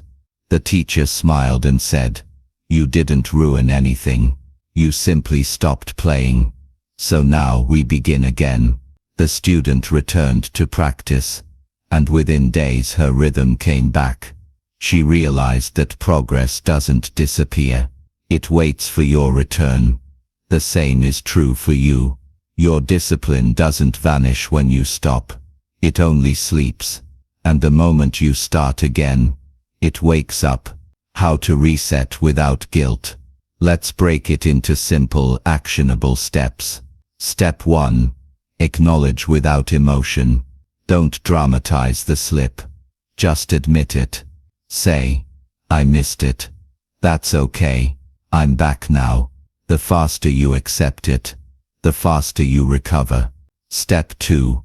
Reflect. Don't regret. Ask yourself, why did this happen? Were you tired? Distracted? Overwhelmed? Learn from it. But don't judge yourself. Reflection is growth. Regret is paralysis. Step 3. Reconnect with your why. When motivation fades, reconnect with purpose. Remind yourself why this goal matters, not just to your success but to your character. Step 4. Restart small. Don't try to make up for lost time. Start small. If you missed a week at the gym, go for a walk today. If you stopped writing, write one paragraph. Consistency rebuilds through gentle re-entry, not punishment. Step 5. Move on fully. Once you've restarted, let go of the guilt completely. You've learned. You've adjusted. You've acted. There's no reason to look back. Why the reset builds strength. Every reset builds resilience. Every comeback strengthens your identity. When you bounce back after a failure, you teach yourself that you are not fragile. You are adaptable. You prove that mistakes don't define you. Your response does. You stop seeing discipline as something you either have or lose. You see it as something you return to again and again, until it becomes who you are. That mindset is what creates lifelong consistency. The 24-hour rule. Here's a simple rule used by many high performers. The 24-hour rule. When you miss a habit, you have 24 hours to restart. No guilt, no drama, just a quiet return. Miss a workout? No problem. Do something active tomorrow.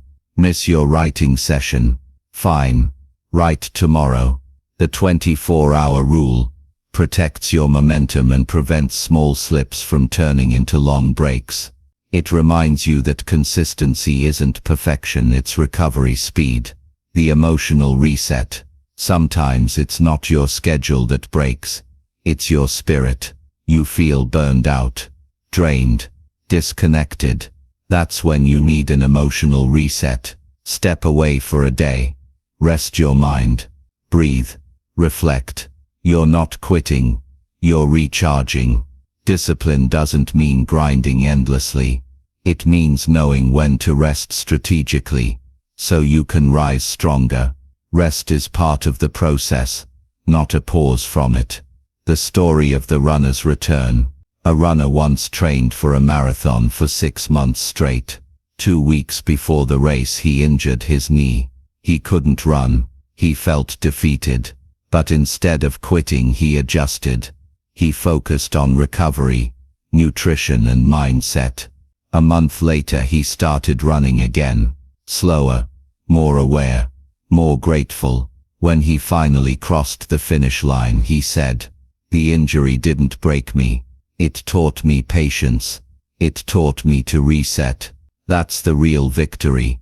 Not never falling, but learning how to rise without resentment. Resetting identity. When you reset without guilt, you reinforce a powerful identity. I am the kind of person who comes back. That's an identity worth building. Because life will knock you down. Habits will break. Plans will change. But if you carry that belief that you always return, nothing can stop you for long. You stop being fragile. You become fluid, able to bend but never break. Every comeback becomes a testament to your strength. The reset loop. Here's the loop every disciplined person lives by. Commit. You start with intention. Fall. Life interrupts. Mistakes happen. Reset. You pause. Learn and return. Grow. Each reset makes you stronger. Repeat that loop for a lifetime and you'll become unstoppable. Not because you never fail, but because you never stay fallen. Closing thought. Discipline isn't a straight line. It's a rhythm. Rise, fall and rise again. What matters most is not how perfectly you perform but how quickly you recover. So when you slip, and you will, don't drown in guilt. Don't call yourself weak. Don't wait for another Monday, another month or another chance. The chance is now. The moment is now. The reset is now. Take a breath. Start again. And walk forward. Without guilt, without shame and without delay. Because the most disciplined people aren't the ones who never break. They're the ones who always find a way to begin again. That's the art of the reset. And that's how you keep your discipline alive, one comeback at a time. Chapter 12. The long game of discipline. Discipline isn't built for the moment. It's built for the marathon.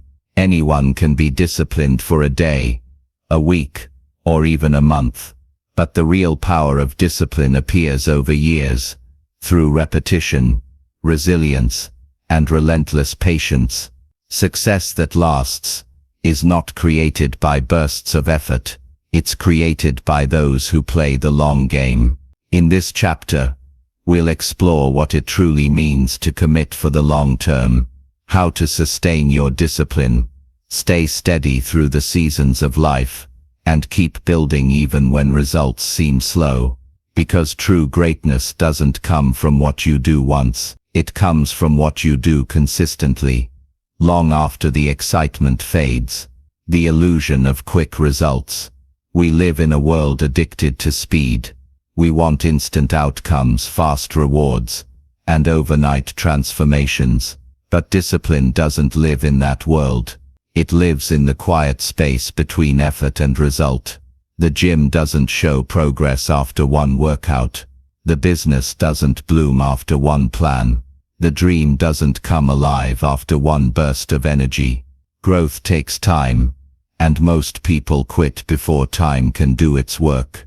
That's why so many never reach mastery. They confuse speed with success, and when progress slows they lose faith.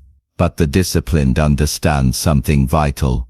Consistency compounds, even when you can't see it. Every effort adds up. The long game is about trusting that process, even when the results hide. Why patience is the secret ingredient. Patience is not passive. It's not sitting and waiting for good things to happen. It's active endurance. The ability to keep working, keep showing up, keep believing, while results are still invisible. When you're playing the long game, you stop asking, when will it happen, and start asking, how can I keep improving while I wait? That's the difference between those who endure and those who fade. Impatience kills more dreams than failure ever could. Because impatience convinces you that if it's not happening fast, it's not happening at all. But slow progress is still progress. Every small improvement, every bit of effort, is building something you'll one day look back on with pride. The story of the bamboo tree. There's a story about the Chinese bamboo tree. When you plant the seed, nothing happens for years. You water it, you care for it, you nurture it.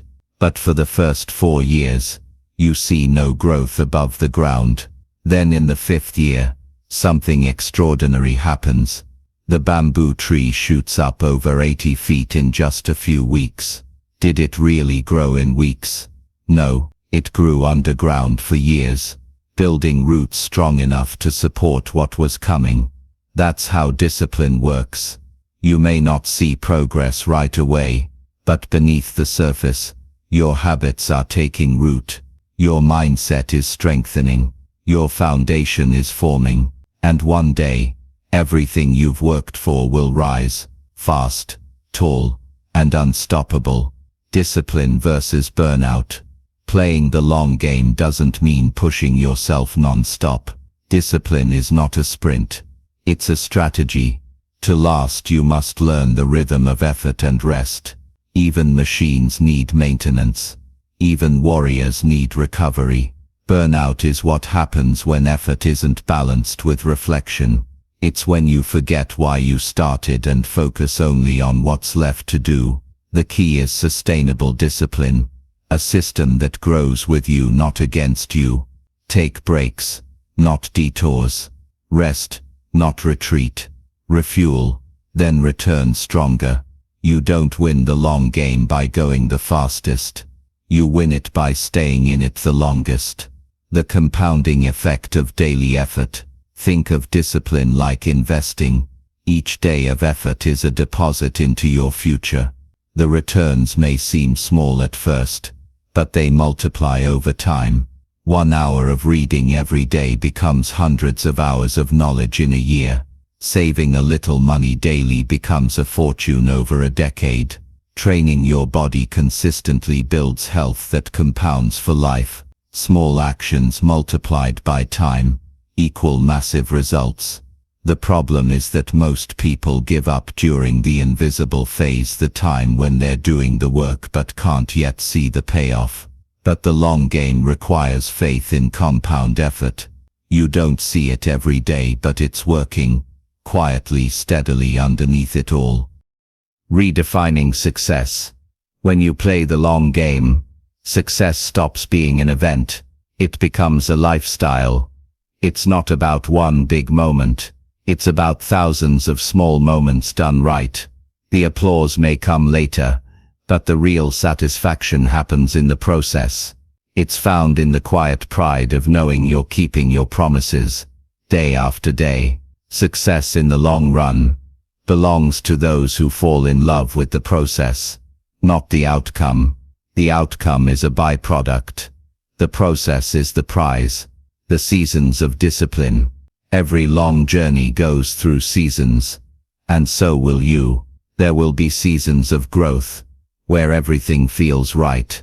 There will be seasons of stagnation, where nothing seems to move. There will be seasons of struggle, where you question everything. But every season serves a purpose. The growth season builds momentum. The stagnation season builds patience. The struggle season builds strength. The discipline don't fight the seasons. They flow with them. They understand that consistency is not about staying perfect. It's about staying committed, even when conditions change. The story of the marathoner. A marathon runner once said, "People think the hardest part of the race is the last mile, but it's not. The hardest part is the middle, when the excitement of the start is gone, and the finish line is still far away. That middle, that long stretch of ordinary days, is where discipline truly lives." The long game is not glamorous. It's repetitive. It's quiet. It's lonely at times. But it's also where transformation happens. If you can keep moving through the middle, you'll reach the finish. Not by force but by faith. Long-term thinking creates long-term results. Short-term discipline asks, "What can I get now?" Long-term discipline asks, "Who am I becoming?" When you think long-term, your decisions change. You stop chasing quick wins. You start building solid foundations. You stop saying, "I'll do it until it gets hard." You start saying, "I'll do it until it's done." That's how vision outlasts emotion. That's how success endures. How to play the long game. Here's how you build long-term discipline that lasts a lifetime. 1. Define your vision. Know where you're going, not just for this month, but for this decade. 2. Build systems that can scale. Create routines that grow with you. Keep them simple, flexible, and sustainable. 3. Track progress, not perfection. Measure your actions. Celebrate small wins. Adjust without guilt. 4. Master the middle. When motivation fades, rely on routine. The middle is where most people quit. Don't be one of them. 5. Remember your why. Purpose keeps you grounded. When you lose sight of your reason, everything else falls apart. Long-term consistency is not built on excitement. It's built on meaning. The beauty of boring. The long game will often feel boring. And that's a good thing. Because boredom means you've built stability. It means you've outgrown the need for constant stimulation. The greatest achievers in the world have mastered boredom. They've learned to keep showing up when others get restless. They've learned to love the routine, not resent it. If you can stay faithful through boredom, you can achieve anything. Because the long game rewards patience more than passion and persistence more than perfection. Closing thought. Discipline is not about how hard you can push today. It's about how long you can stay steady tomorrow. The long game is not a test of strength. It's a test of endurance. It asks one question: can you keep showing up, even when progress is invisible, even when no one's watching, even when it feels like nothing's changing? The answer, if you stay consistent, will always be yes. So stop chasing quick results. Start building lasting ones. Let time become your partner, not your enemy. Because the long game always belongs to the one who keeps playing. That's how legacies are built, not through bursts of brilliance, but through steady, faithful, disciplined persistence. That's the long game of discipline. Slow, patient, unshakable progress that turns daily effort into lifelong excellence. Conclusion. The reward of relentless consistency. At the end of this journey, one truth becomes clear. Discipline isn't something you practice once. It's something you live. It's not about willpower alone. It's about a way of being. A quiet, steady commitment to your purpose, your word, and your growth. Discipline is what stands when everything else fades. When motivation is gone. When emotion wavers. When progress slows. It's the voice that says, keep going. It's the force that carries you from intention to impact. Relentless consistency. That's where the real reward lies. The quiet power of staying the course. Consistency doesn't shout. It doesn't seek attention. It simply builds, layer by layer, day by day. It's in the person who chooses the gym instead of the excuse. It's in the writer who keeps typing, even when the words feel dull. It's in the parent who shows up with patience, again and again. Consistency doesn't look heroic in the moment, but over time, it turns ordinary people into extraordinary examples of perseverance. You may not notice it happening, but the world around you does. Every small act of consistency adds to your credibility. Every kept promise strengthens your character. Every disciplined choice shapes your destiny. The ripple effect of discipline. Your consistency doesn't just change you. It changes everything connected to you. When you become reliable, others trust you more. When you become steady, you inspire steadiness. When you hold yourself accountable, you raise the standard for those around you. Discipline spreads.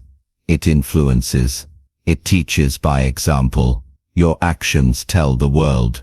This is what commitment looks like. And that example may awaken something powerful in others. The courage to begin. The strength to return. The belief that they too can stay consistent. The real reward. The true reward of relentless consistency isn't just success.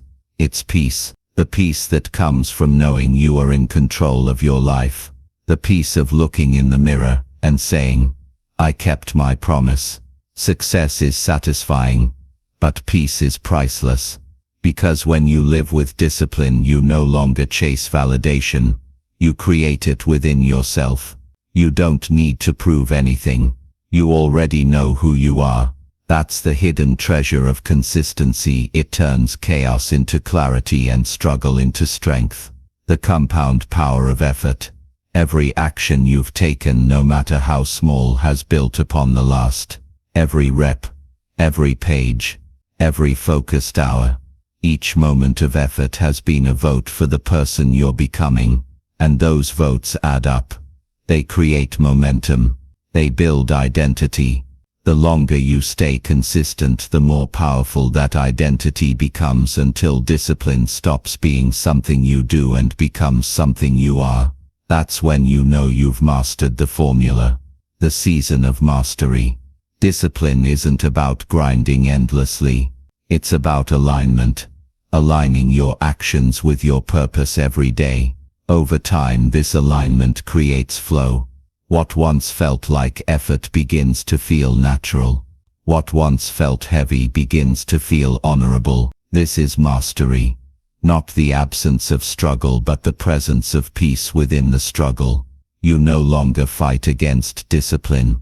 You live in harmony with it. That's the reward. Not just achievement, but ease. Ease that's earned through years of faithful effort. The story of the bridge builder. There's a story of a bridge builder who spent years working on a massive project. Day after day he showed up. Same time, same tools, same pace. People asked him how he stayed motivated doing the same thing for so long. He smiled and said, I'm not building a bridge. I'm building trust in myself. That's what relentless consistency does. It builds inner trust. It proves that you can rely on you. And when you can rely on yourself, nothing feels impossible anymore. Why most quit before the finish? Most people don't fail because they can't. They fail because they stop. They stop just before the reward shows up. They give up right before the compounding effect takes hold. But the disciplined, they keep going. They trust the process long enough for the process to prove itself. They understand that greatness isn't built in a day. It's built daily. Relentless consistency is freedom. There's freedom in routine. There's power in repetition. There's stability in showing up no matter what. Because when you're consistent, you stop living reactively. You stop waiting for permission or motivation. You take ownership of your time, your focus, your future. Freedom doesn't come from doing whatever you want. It comes from having control over what you do and who you're becoming. Discipline gives you that control. Consistency gives you that freedom. Your legacy of discipline. At the end of your journey, no one will remember how fast you moved. They'll remember that you kept moving. They'll remember your steadiness, your patience, your integrity. Because consistency leaves a legacy. It's the mark of a person who didn't just chase success. They embodied it. Not through words but through unwavering action. And that legacy doesn't fade. It grows. Long after you've finished your work. The final truth. Discipline is not a punishment. It's a privilege. It's the privilege of living with direction, clarity and peace. It's the privilege of knowing you are becoming who you were meant to be. One choice, one effort, one day at a time. The reward of relentless consistency isn't just success, it's transformation. Because through discipline you don't just change what you do, you change who you are. You become stronger than your moods, smarter than your excuses, and steadier than your circumstances. That's the ultimate reward. Closing message. So as you reach the end of this book, remember this. You don't have to be perfect. You just have to be persistent. When you fall, rise. When you slow down, reset. When you lose motivation, rely on your systems. Keep showing up. Keep building. Keep believing, because the person who refuses to quit will always win in the end. The reward of relentless consistency is not found in a single moment of victory. It's found in the quiet satisfaction of knowing you stayed the course, and that, more than anything, is the true definition of success.